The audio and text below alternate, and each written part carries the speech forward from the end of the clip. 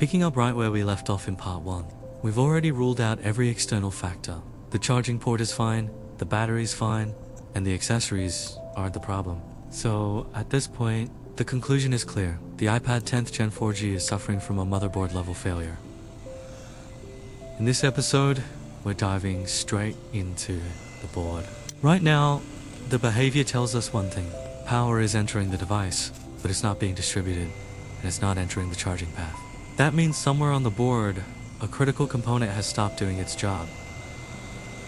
On this model, the usual suspects are the charging management IC, the input protection circuit, or a short or open line somewhere along the main power rail. So next we're going to start measuring step by step, beginning from the USB input, then moving deeper into the Tigris TriStar charging management section to pinpoint exactly where the failure is happening.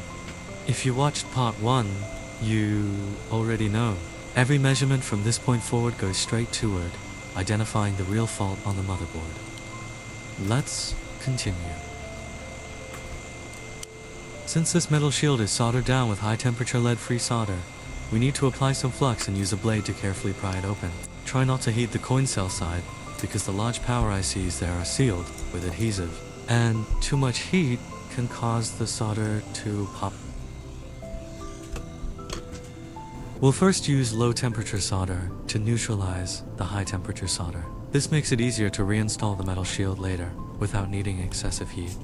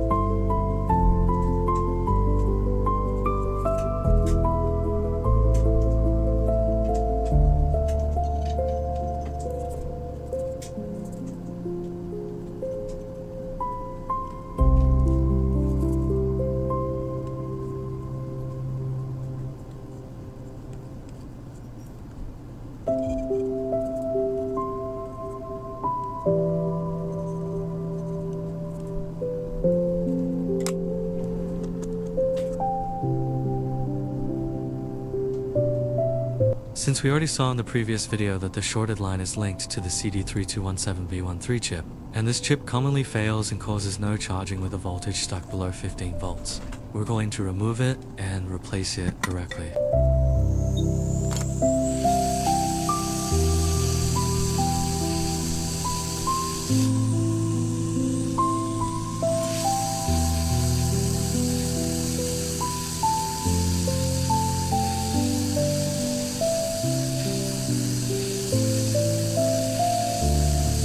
This charging IC is paired and encrypted with the EEPROM chip, so when we replace the charging IC, we must replace the EEPROM together.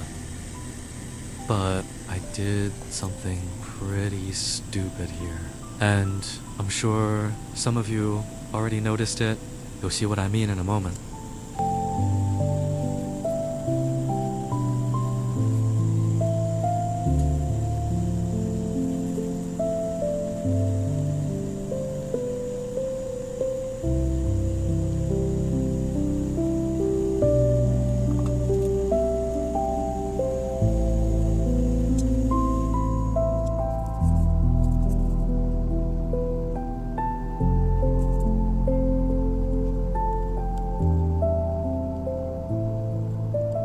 Let me zoom in.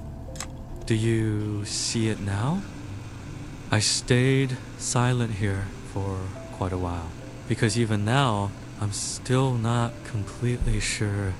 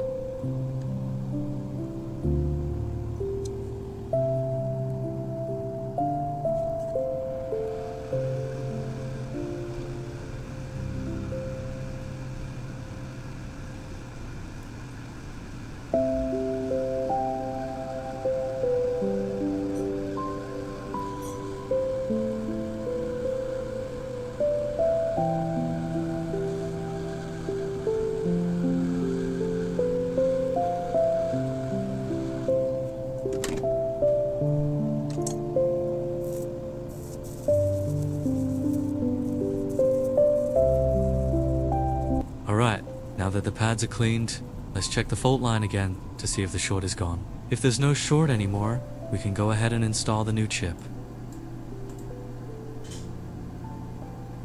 This red point is the fault line we measured earlier.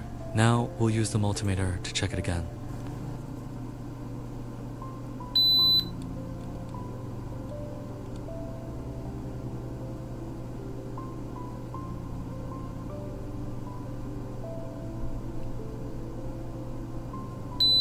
This pad is no longer shorted, and we can see a forward voltage reading now.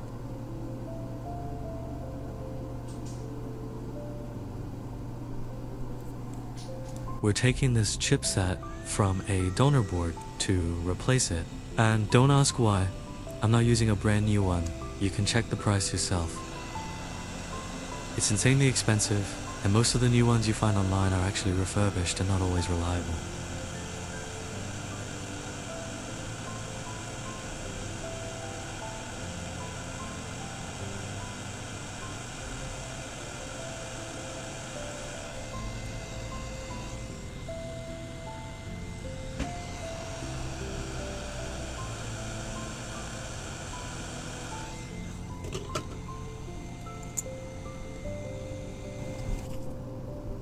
We'll clean off the high temperature solder first, and then prepare to apply 193-degree solder balls.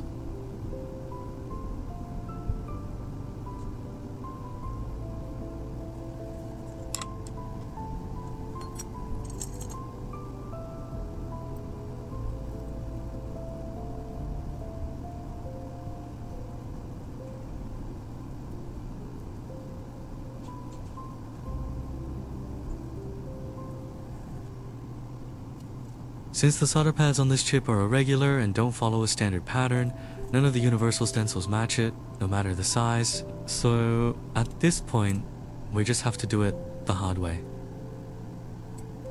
After doing this, I'm definitely buying a dedicated stencil for this chip.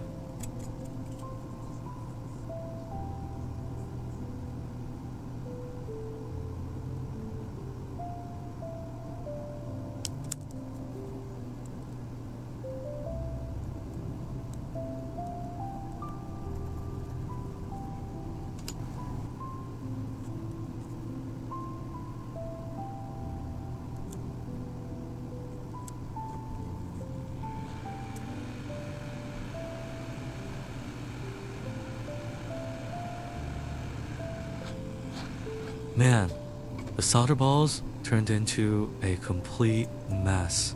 I hope none of you end up in the same situation as me.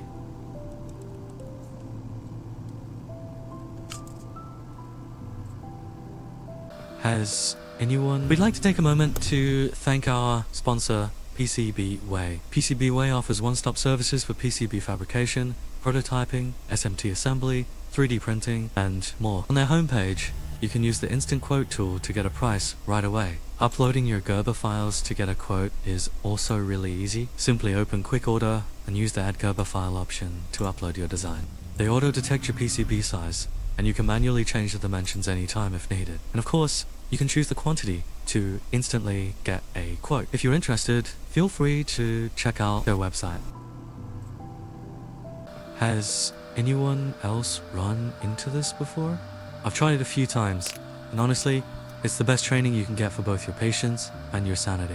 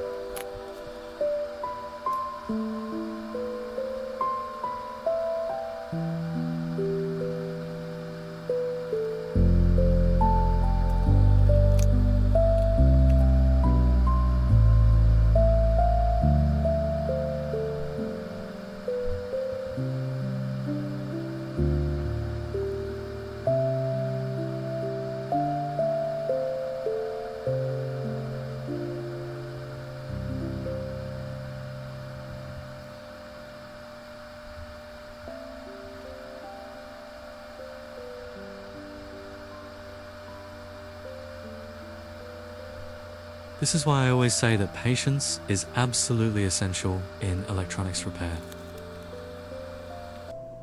I don't know how, but the most important clip, the moment when the solder balls reflowed and snapped back into place, didn't get recorded. Anyway, here's the chip with all the solder balls properly aligned. We'll add a bit of solder paste and let it reflow again, just to make the alignment perfect and make the installation easier later.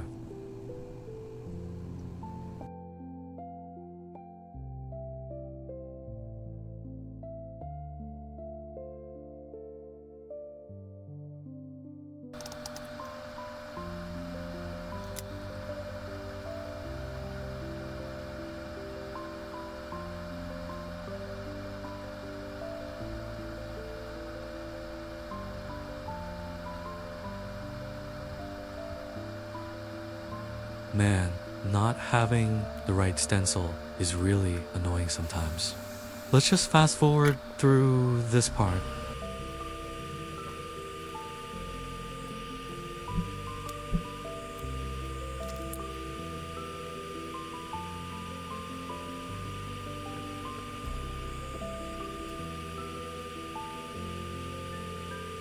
Alright, now let's install the replacement chip we removed earlier.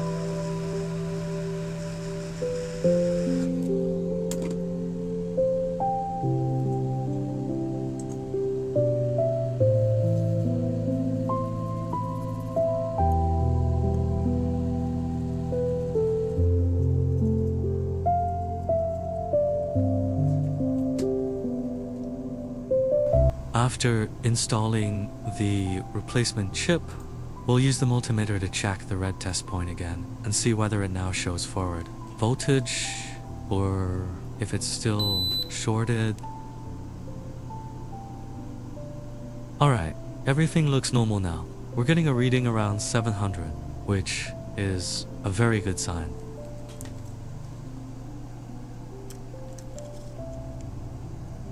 Let's check the shorted point near the charging port and see if it's no longer shorted now.